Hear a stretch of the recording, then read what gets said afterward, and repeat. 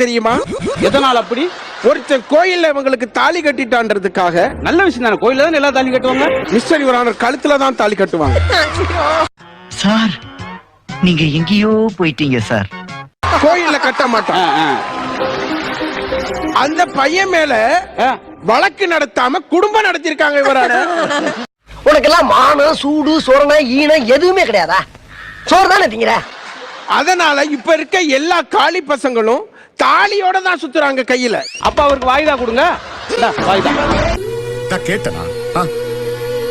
ஏன் சாமி இப்படி எதுக்கு வந்தான்?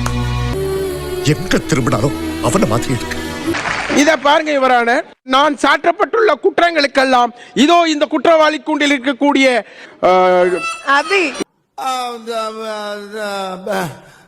வந்து இப்ப நான் என்ன உங்கள்கிட்ட சொல்றது? இவரால எத்தனை திருமண மண்டபங்கள் மூடப்பட்டிருக்கிறது தெரியுமா? எதனால் அப்படி? ஒருத்தர்